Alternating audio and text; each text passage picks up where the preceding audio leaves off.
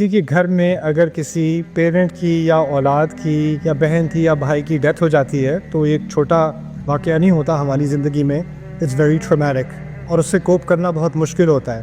لیکن میرے نزدیک اس معاملے میں بھی ہم بہت زیادہ ایکسیسو ہو گئے ہیں. ایک ڈاکٹر ہیں میرے دوست ڈینمارک میں ہوتے ہیں, آنکولوجسٹ ہیں. جب وہ کسی غیر مسلم سے ڈینش بندے سے کہتے ہیں تیرا ٹائم آ گیا ہے, مشین پہ جانا ہے کیونکہ مشین سے آپ مصنوعی طور پہ اس کو زندہ رکھ سکتے ہو, تو عام طور پہ ان کا جواب یہ ملتا ہے میں نے اچھی زندگی گزاری ہے, میرے آنے کا ٹائم ہو گیا تو میں جا رہا ہوں. ایسا کرتا ہوں, میرے جو 2 دن رہ گئے میری فیملی کو یہاں بلا لو یا میں ان کے پاس چلا جاتا ہوں, ہم کچھ آخری اپنے کچھ دن خوشی میں منا لیں. میں نہیں چاہتا کہ میرے جانے سے کسی کو اداسی ہو. لائف مووز آن اور میری میموری سے ان کو خوشی آنی چاہیے, رونا نہیں آنا چاہیے. یہ ایسا انسان کہتا ہے جس کا نہ اللہ پہ ایمان ہے نہ آخرت پہ ایمان ہے, اور وہ بہت مطمئن ہے کہ اس کا ٹائم آ گیا. اور وہی ڈاکٹر کہتا ہے کبھی کبھی میرے پاس پاکستانی پیشنٹ آتے ہیں, ان کو بھی بتانا پڑتا ہے کہ جی 2 دن رہ گئے, 3 دن رہ گئے. نہیں ڈاکٹر صاحب ایسا نہیں ہو سکتا, ہم کسی اور ڈاکٹر کے پاس جاتے ہیں, آپ کو پتہ نہیں ہوگا. نہیں یہ مشین آپ بند نہیں کر سکتے, ایسا نہیں ہو سکتا, اللہ کبھی نہیں کر سکتا, ایسا ہو ہی نہیں سکتا. میری امی کو نہیں لے جایا جا سکتا, میری باجی نہیں مر سکتی, میرا بچہ ابھی بھی زندہ ہے, نہیں ہو سکتا, نہیں ہو سکتا. اور اتنا زیادہ کرائسس,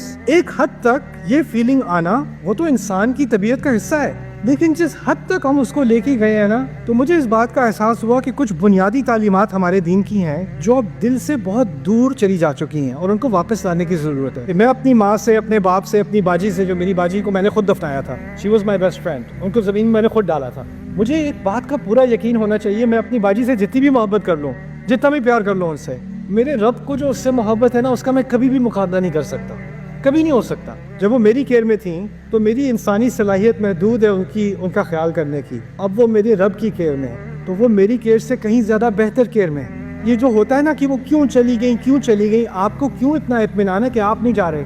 انا للہ و انا الیہ راجعون. جب کسی کی موت ہوتی ہے ہم پہلے اپنے آپ کو یاد دلاتے ہیں کہ ہم سب خود اللہ کی ملکیت ہیں اور ہم نے اس کے پاس جانا ہے. ہم یہ نہیں کہتے انہ کان للہ وَإِنَّهُ إِلَيْهِ راجعون, یہ نہیں کہتے اِنَّا لِلَّهِ وَإِنَّا إِلَيْهِ راجعون. مرا کوئی اور ہے اور ہم اپنے آپ کے بارے میں کہہ رہے ہیں ہم بھی جانے والے ہیں.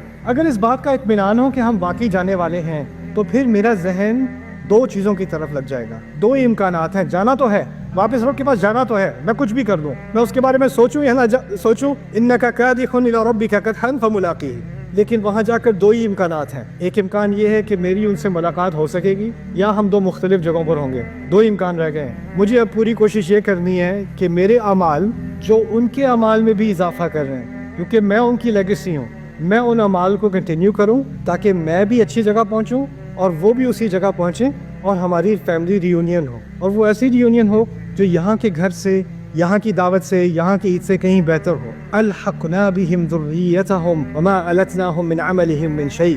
ان کی تمام نسلوں کو ہم ایک ساتھ ملا دیں گے اور ان کے اعمال میں سے کچھ نہیں لیا جائے گا.